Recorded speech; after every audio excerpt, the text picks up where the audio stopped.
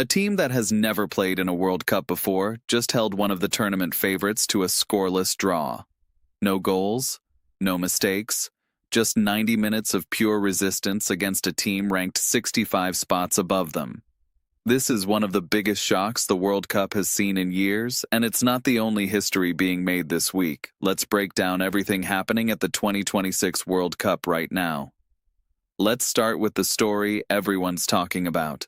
Cape Verde, ranked 67th in the world and playing in their very first ever World Cup match, went head-to-head with Spain, the second-ranked team in the world and one of the favorites to lift the trophy. The result? A scoreless draw, 0-0.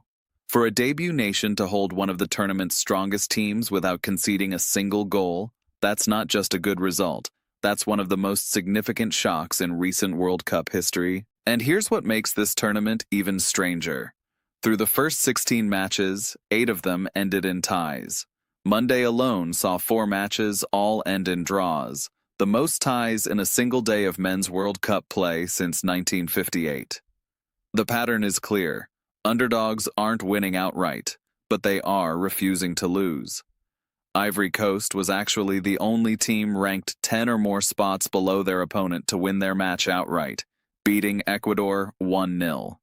Everyone else who was supposed to get beaten, they held their ground instead. Gold-silver +2.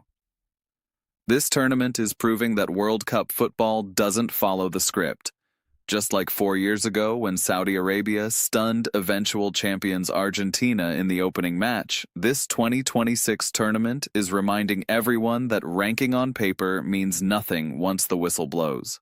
While Spain was getting held by a debut nation, the co-host countries were busy making their own history. Mexico secured a hard-fought 1-0 win over South Korea, with the only goal coming when Mexican midfielder Luis Romo capitalized on a mishandled header from the South Korean goalkeeper. That win sends Mexico through to the knockout stage as one of the first teams to officially qualify. The United States made history of their own, beating Australia 2-0 in Seattle, and that result marked the first time since 1930 that the U.S. has won back-to-back matches at a World Cup. Let that sink in. Nearly a century without doing what this team just did in the span of 1 week. And they did it without their captain, Christian Pulisic, who was ruled out just 90 minutes before kickoff with a calf injury. This is the first ever World Cup with 3 co-host nations, the United States, Mexico, and Canada. And all 3 have been front and center in the tournament's biggest storylines so far. Beyond the team results, there have been some incredible individual moments too. Norway's Erling Haaland scored twice in the first half against his opponents, marking Norway's first World Cup goals in nearly 3 decades. Their last one came all the way back in 1998. For a player of Haaland's caliber, this is the kind of stage he's been waiting his entire career for, and he delivered immediately. There's also been an emotional human story developing off the pitch. In a New Zealand match against Iran, defender Tyler Bindon became part of football history alongside his mother, Jenny Bindon, who herself made 77 appearances as a goalkeeper for New Zealand's national team. Together, they're the first mother and son to each appear in a men's World Cup. Moments like this remind you that behind every match, there are real stories that go beyond the scoreline. Now, it hasn't all been smooth on the organizational side either. This tournament is being played against a backdrop of real political tension. Iran has formally lodged a complaint with FIFA after their request to fly into the United States 2 days ahead of their next match was denied.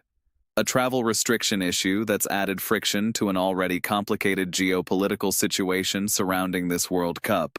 There have also been reports of soaring ticket prices frustrating fans and discussions around immigration enforcement presence near match venues, given the current political climate in the host country. For a tournament built around the idea of global unity, these off-field tensions are creating real headlines of their own, and they're worth watching as the competition progresses, because they could affect attendance, team logistics, and the overall atmosphere of the remaining matches. So here's what to keep your eyes on going forward. First, watch whether more debut nations can pull off results like Cape Verde's. This tournament has 48 teams, the largest field ever assembled, and that means more first-timers than any World Cup in history, all hungry to make their own headlines. Second, keep tracking the co-host nations.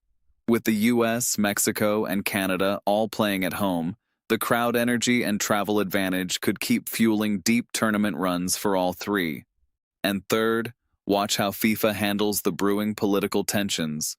Iran's complaint is just the latest in a string of issues, and how FIFA responds could set the tone for the rest of the tournament. This World Cup is already delivering shocks, history, and controversy in equal measure. And we're still in the group stage. If you want to stay ahead of every major shift in this tournament, subscribe, because I'll be breaking down every shocking result and major storyline as it happens.